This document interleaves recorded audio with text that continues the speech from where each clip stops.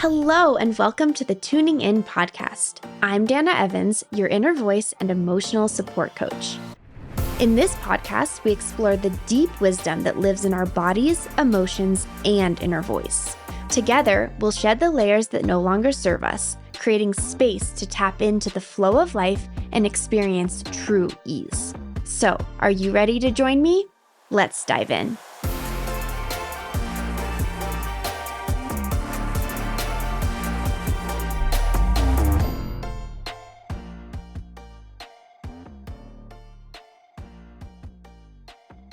Hello, and welcome to another episode of the Tuning In podcast. Today, we're going to talk a little bit about the power of presence, and we're also going to talk about how elusive presence can really be. So, are you ready to dive in? I would love for you to just pause for a second, and if you're driving or if you're multitasking, this might be a little difficult, so you could listen in and then come back and do this on your own. But if you're able, take a second and just take a breath. Let's all take a breath. Inhale, hold it at the top, fill yourself up, and then exhale a sigh of relief. You might need to do that one more time, inhaling through the nose. It might make you yawn. Good. Exhale. Let it go. And just in that moment that you're taking to breathe, to pause, notice what happens in your body. What do you notice in your body? Do you notice a settling? Do you notice a calming, maybe a sense of peace or relief that comes over you? Maybe you notice that you hadn't been breathing for much of the day. Maybe you notice as you were yawning that your jaw is actually tight. There's a lot that's going on in your body at all times that you may or may not be aware of. And so much of this emotional clearing, emotional processing work that we do and experience is actually about body awareness. I like to talk about that sensation and emotion is the language of your body. And so what we're doing together here, you and me on this podcast, on the Tuning In podcast, on Instagram, in my vitamin D newsletter, in my programs and my one-to-one coaching, what we are doing together is we're learning the language of the body. When you learn the language of the body, you get better at listening, hearing, and understanding what your body is communicating. Pretty simple. Maybe not easy, but it's simple. What we're doing is we are taught the language of the mind. We're taught the language of listening to experts and studying experts and learning from other people and being the student only, outsourcing our decisions and outsourcing our feelings and even using the mind to process feelings. A lot of traditional therapy models like cognitive behavioral therapy is more about talking through things. And yes, there is value there, but it's all in the mind. It's all in the head. It's all in the uppermost part of your body. When in fact, we have this entire system of information, of communication below the head, from the neck down to the toes.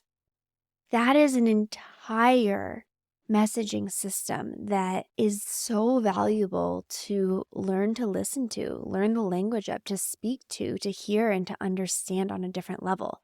Because what we tend to do with emotions, with the body, is we try to understand it through the mind. And I've said this before, I'll say it over and over again, is it is not your mind's job to process emotion. That is the job of your body. And so what we are doing wrong so often is we are outsourcing the body's work to the mind. What we want to be doing is insourcing, resourcing from our body to do emotional work and processing, to do emotional clearing, to sense and hear and understand what is happening, what is being communicated through the body, which is through sensation and emotion. Instead of outsourcing that job to the mind, and even worse, to someone else's mind, We're like, I'm going to take my mind and go talk to someone else, a friend, a therapist, your partner, whoever, and you're going to take your mind, project your thoughts about what's going on internally onto someone else's mind, and they're going to take their mind experiences and thoughts and project it back onto you. And we're all trying to make decisions and understand things through that, which I get it. I do it. I've been there. I've done that. I still do it. And it's comical because it's just a bunch of projections flying back and forth.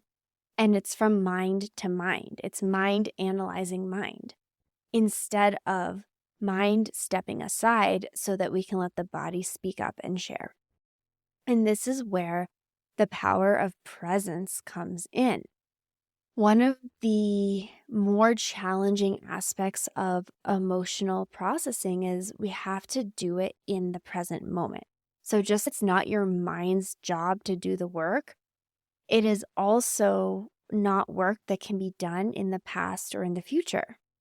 That's another reason why the mind can't do it, because the mind really likes to oscillate between past and future. We have to be now. We have to be in the present. The mind's like, I'm going to go to the past. I'm going to obsess over the past, and then I'm going to frog leap the present and project my past onto my future. Have you experienced that before? And then I'm going to look at my future and determine what's possible for my future based on my past. All of this is not happening in real time, which is now, right? The present moment. And the present moment is where what you're doing, the actions you're taking, are actually creating the future you. And that makes sense. That's not even anything outworldly or spiritual or weird. It's, the things I'm doing now are the stepping stones for what's next. So the choices I make in this moment are responsible for creating outcomes, or they're at least partially responsible. If I do nothing in this moment, my outcome's going to be different than if I go out and socialize in this moment versus if I go lay in the sun or write a newsletter or sit down to record a podcast or take a nap, right? Whatever we're doing creates ripple effects for other doing and other actions. What's really powerful is not to over project into the future and overthink about the future and specifically over worry, but really to pause in the present and say, okay, where I'm stressing and obsessing about the future or the past, where is that in my body now? Because what happens when we're working from the mind wants to keep sledding the same path. And every time it sleds on that path, the path gets faster, it gets easier, the grooves get deeper, it gets more compacted. That path becomes so easy. Every time we're obsessing or thinking and talking about a sensation or a feeling, and we're analyzing it through the mind, we're actually also amplifying. So analyzing is amplifying what's happening. And by amplifying it through the mind, we're actually making it more intense and stronger in the body. When in fact, instead of going down that same path, if we jump into the body, it might feel a little stickier at first, but that's actually going to smooth out what's happening a lot easier than if we're choosing to operate through the mind. We don't want to analyze and amplify. We want to sensitize, drop in, and notice what's happening in the body. Because then we're not taking worries and fears and amplifying them and projecting them into a future experience that may or may not happen. Instead of really making that so stressful and scary, we can actually say, okay, what's scary and stressful in this moment? Where is that in my body? And how can I actually move through that so that I'm feeling more calm and clear in the present moment, thus likely shifting my actions and activities that are happening in the present, which are, of course, creating the future. Are you with me? So that is some of the value of really being able to drop into present. I read The Power of Now and all of Eckhart Tolle's work, and he talks a lot about the present moment. I always had a bit of trouble conceptualizing. And I had a bit of trouble being, am I in the present now? Am I present? Is asking if I'm present pulling me out of present? I was analyzing, I was thinking about it. What I found was that the easiest way for me to track being in the present moment is by going into the body. And so we're going to do that and talk about that today. Because what is so cool is you'll know really quickly what your capacity is to be in presence by witnessing your capacity to drop in and stay with a sensation in your body. And so that is why a lot of times when people are working with me, I love to give people guided audios, not meditations, right? Last week we talked about how meditation is not the same as emotional clearing. If you missed that episode, I highly recommend it. It really breaks down the difference between emotional clearing and meditation, why both have value, and why there's a huge need for the emotional clearing work, and that meditation, like, people have figured that out. But now we're seeing a gap here with the emotional clearing work, which is what I do. The reason there can be resistance to this emotional clearing work is because it's asking you to stay so present and present to sensation in the body. And so much of our conditioning is to avoid sensation because it's uncomfortable and we don't know what to do with it. Hello, this is why I'm here. This is why I'm here. I love this. I love it. I love it. I love it. We don't know what to do with it. It feels scary. It feels unknown. It feels uncomfortable. We don't like that discomfort. So what happens is the mind gets involved, and the mind's like, oh my God, I have to think about this. Oh my goodness, where did this come from? Oh my goodness, how do I prevent this from stopping again? Oh my goodness, this is a problem that needs to be fixed. But every time the mind comes online like that, zoop, it takes us out of the present. It pulls us immediately away from the sensation and up into the head. And then we're in thinking, which means we're not here. We're somewhere else. I was playing with this the other night. Actually, the past few nights I've been playing with this. So I lay in bed and I want to go to sleep. And I sit down or lie down and I'm like, okay, what's happening in my body right now? I pause and notice what's happening. A lot of times I ask people this question. They're like, I feel nothing. I'm like, okay, I understand. You feel nothing. So let's rephrase the question. Instead of what is happening in my body, you can say, body, where would you like my attention to go? Ooh, we just changed things up a little bit. Mind, we could ask the mind, hey, mind, what do you feel in the body? Hey, mind, what's going on in the body? The mind will think about it and look for a right answer. Did you catch that? The mind will think about it and look for a right answer. There we go. There is the mind summed up. Instead, we can say, body, where would you like my presence and attention right now? And notice what happens. Again, we're looking for sensation. Where is there sensation in my body? Where is it pooling in my body? Okay, if you're still not noticing sensation, here's another way. Let's make sensation so that you can learn what sensation feels like. Because so much of emotional clearing and this body awareness practice is attuning. It's attunement. You're fine-tuning your senses so that you can sense what's happening in the body. It's a different vibration. There's different feeling that goes on within the mind. There's a different vibration in the mind than there is in the body. So we have to train and attune ourselves to the vibration of the body so we can feel the sensation that's happening. And the more you do this, the more amazing it is going to be because you are going to be sensitized to your system. That is learning the language of your body.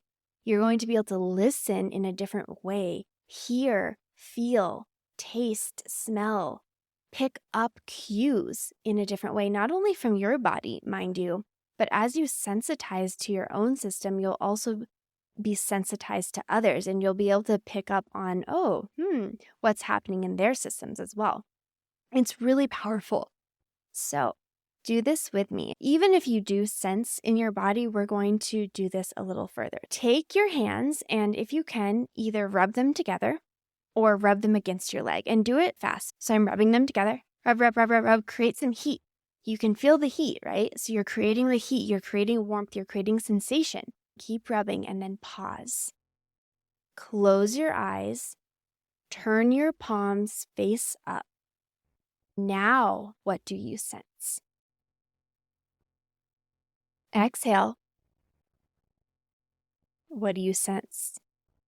If this worked, it's okay if it didn't. Keep exploring it. Keep rubbing your hands together and then sensing into your hands. If it worked and it woke up something in your brain, I suspect you're going to sense tingling or effervescence in your fingers. To me, it feels like what sparkling water is. When you pour a cold cup of sparkling water and there's those bubbles and that fizz and the little popping, and if you put your hand over it, you feel the little prickles of the bubbles popping in the cool water. That to me is what the tingling feels like in my fingers. You're getting an insight into my realm and my world and how I perceive things. It's very sensational. It's very touch-based. It's very emotive. If the feeling starts to fade, try to amplify it. Like, oh, I felt really tingly when I first rubbed my hands together and it was warm. Now it's starting to subside, but let me tell you, the sensation is still there. So stay with it and say, okay, do I feel my fingertips?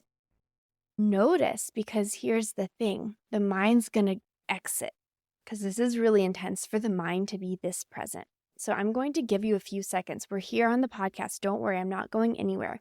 You can rub your hands together again if you want, but I'm going to give you 15 seconds to just pause and sense into whatever you're feeling in your fingers. Okay, are you ready? We're going to do this in 3, 2, 1, sense.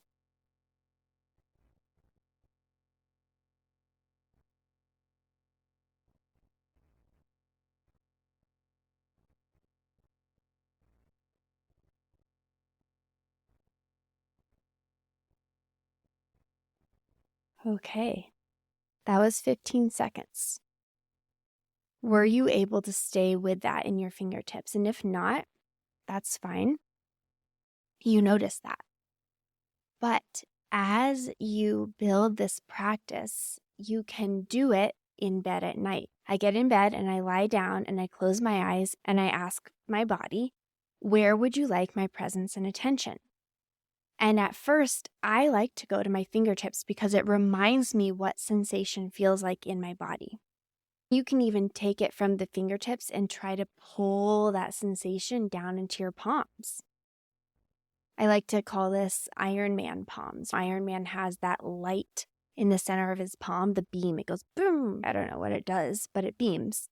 We have that too. So even as I'm talking, I have my palm face up. I feel that pooling of sensation in my palm. I feel it in my fingertips. Then I can send my awareness and say, whoa, can I feel it into my toes? Don't think about your feet. Feel into your toes. Can you sense the difference there? If I'm doing a meditation, I'm like, okay, bring your awareness to your feet. I'm like, okay, I have feet. My awareness, I have feet. I have feet. There's my feet. I'm moving my feet. But when I say sense into the vibration of your foot, what comes up? Because that to me feels very different.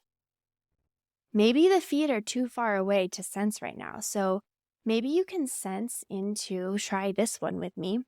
Your lips have so many I don't know if they're nerve endings, but your lips are a very sensitive place. Now, first, you might tap your lips. Tap them with your finger, like I have lips, here are my lips. Or maybe you do a little bite to build sensation in your lips. Then pause, exhale, close your eyes, part your lips, and notice the sensation.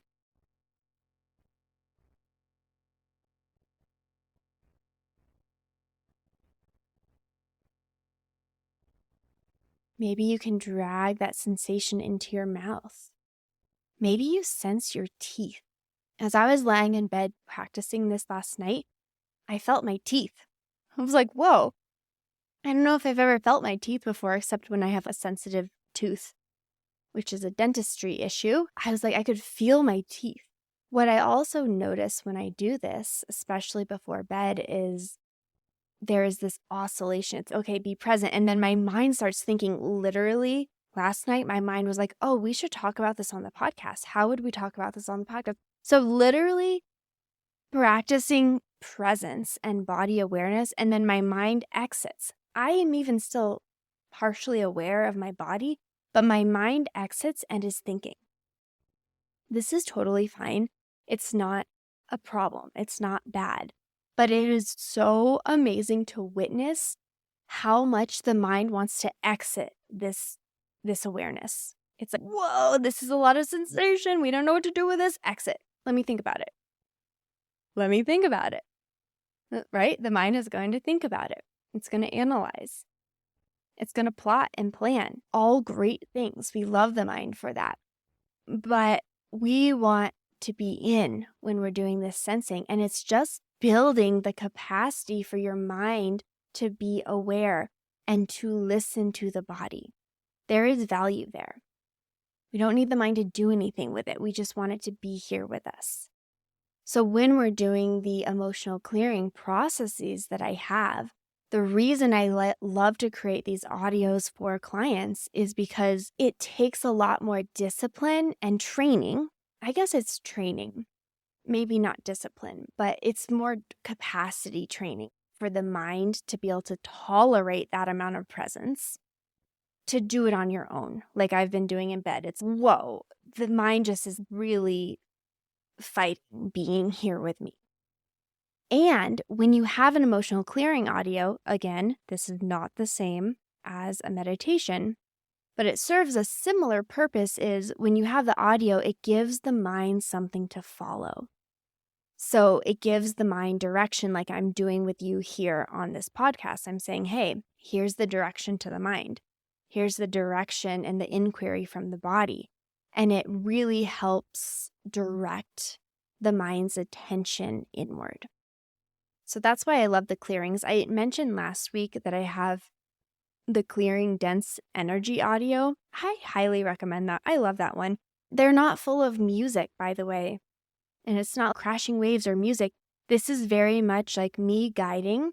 And then we have pauses like we just did a minute ago, the 15-second pause a minute ago, where you're in the silence, because we want to train the whole system to be okay in the silence of the present moment. We don't always want something in the background. We don't always want a distraction. We don't always want the mind to have something to follow, because ultimately we want to train the mind to be comfortable with this. Wouldn't it be nice to be comfortable with just space, with sitting in silence, whether it's with yourself or a partner or a friend, like that really comfortable silence, or waiting in line and you don't have to be on your phone or listening to a podcast or reading a book. You can just stand there. There's a lot of beauty in that. We don't always have to be entertained. In fact, let's take this a step further. There is so much entertainment that can be had within your own body, because once you attune in this presence to the sensation of your body and you learn the language of your body, you're like, whoa, there is a lot going on here. I don't need external stimulation. Like when I tune into the sensation of my body, holy moly, it has a lot to say. There is a lot of information for me to take in from my physical form. So what a treat that like you could be standing in line and you could be processing an emotion. You could be like, hey body, where should I bring my attention and presence to right now? And it's, oh, your right jaw. And you're like, okay. You start breathing into your jaw. You start attuning to what message your jaw has from you. Next level, ninja level stuff, but it's also fun to think about. And to remember that the mind is always going to want to exit the present. That's why the mind loves audios. That's why I'm creating an audio course, because it's okay. Everyone wants to go on a walk with their podcast. They run with their music. They're gardening with an audiobook. I was doing that this weekend. They're cooking with a TV show in the background. They're driving and talking on the phone. There's always so much input coming in. And again, we love it. The mind loves input. It loves learning. It loves this. And there is some deep value in insourcing your information instead of outsourcing. So let's change the definition of input from like something on the outside coming in for us to process. And we're going to input in this new way where we're plugging in. It's like we're putting the headphones onto our own body. It's like a stethoscope. we're just inputting and we're putting the stethoscope onto our own body and listen to our own systems. It's not boring. It's actually full of information and delight and sparks of joy and energy and sensation that is guiding us. So I welcome you to practice the present moment practice that I like to do before bed. I do find that fingertips and your lips are a really good place to start. You can play with any parts of your body. You're like, well, can I feel into my belly? Can I feel my belly button? Can I feel my pelvic floor? Can I feel my chin? What about my nose? You just get to play with this. Watch what the mind does when it's placed into the present moment without a distraction, without something else going on. Watch it continually flee the scene like it's about to be caught. It's hilarious. I think it was Deepak Chopra who I originally heard this from. I don't know if it's originally from him. He said, we can either be amazed or amused. Those are our two options on this path as we're becoming these deep witnesses of ourselves, as we're studying and learning about ourselves. Like, we don't want to be critical and judgmental and mad at ourselves. And of course it happens. It happens to me, it happens to all of us. And when we can be in that playful energy of trying something different, watching what happens, let's be amazed or amused. I was amazed and amused by how much my mind was like, I'm out of here. Bye. Let me think about other things. I got other things to think about. Right? It just wants to think. And it gets to do that really a lot of the day. It gets a lot of free reign to think. I don't know about your mind. My mind gets a whole lot of free reign. So every once in a while, a few times a day, I ask it to come back home to me, into my body. As you become stronger at this, as you become more attuned to the language of your body, you'll find that you move through emotion with more ease, with more speed even. Because instead of an emotion building and building until it's so loud that you throw your shoulder out, right? Or that you get strep throat, or that some crazy physical manifestation shows up, it happens. I have seen it in many clients. It is even their doctors will be like, there's nothing medically wrong. But I have this thing, like I'm feeling these symptoms. And where did this come from? A lot of times it can be a physical manifestation of an emotion, of a sensation that has gone unheard and ignored and suppressed. So it gets bigger and bigger until you finally hear it, feel it, sense it. It has to get so freaking loud that you can't ignore it anymore. But imagine like getting to pick up on a sensation before it's built up. And you're like, oh, hey, you. And you move through that. And it's this beautiful emotional hygiene practice. I cleaned my shower drain, okay? Gross. So gross. I cleaned it and I had the steam cleaner and I had the oxy powder and I had my Branch Basics spray and I had a scraper and a scrubber because I've only cleaned that shower drain, I think twice since we've moved here. So I pull it out. It's gross. And there's goop and tar-like substance that's built up. It took me an hour to get my shower clean. But I guarantee you, if once a month I cleaned my whole shower, it would be a lot faster. The drain wouldn't be as gunky. And gosh, can you imagine if you cleaned it once a week? It would be a breeze. You can think about that with your emotions this is just a regular body process. It's pooping. We want to move these things out. We don't want to hold them and let them get so big and uncomfortable that it feels impossible to move. When you're like really constipated and you're like, this is like this huge thing, I can't even get it out. So then you have to soften it so it can move out because it's like you can't even pass that on your own. Excuse the poop talk, okay? But it's like we can have that emotional hygiene where things are starting to move out with more ease and more regularity. And once we get through some of the really big ones, which is what I usually work with my one-to-one clients on, are like big, heavy, old things that have been around for a while. Once they move through that, it becomes a lot easier because they're sensitized to the sensation in their body.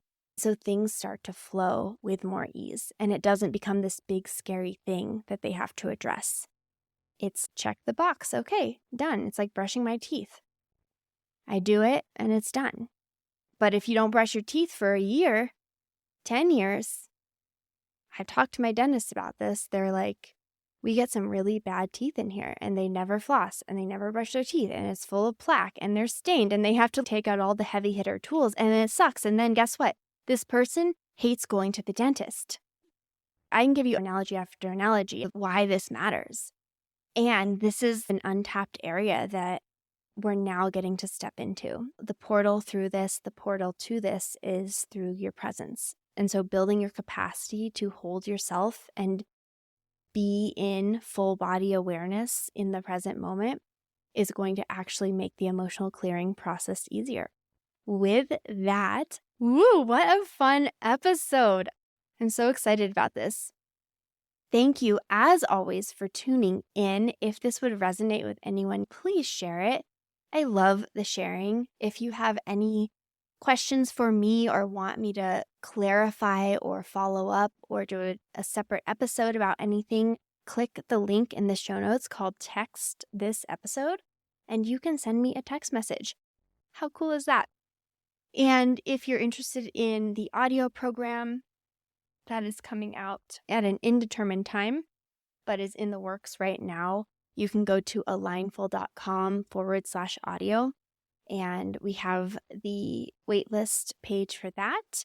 And of course, if you're wanting to do one-to-one work with me, I am opening 3 spots for September. So if you're curious to work together in that deeper capacity, it's a 3-month container, then reach out to me on Instagram at Dana_Evans, and we can talk about what that would look like and if it's a good fit for you. So thank you, as always, for listening, and we'll catch you next week on the Tuning In podcast.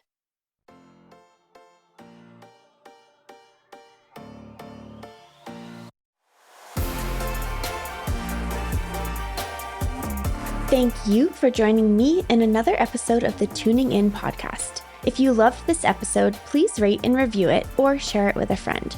If you want to go deeper into the realm of emotions and learn the language of your body, check out my audio course, Emotions Decoded, at alignful.com/audio. As always, you can follow along with my journey on Instagram at Dana_Evans. See you next week.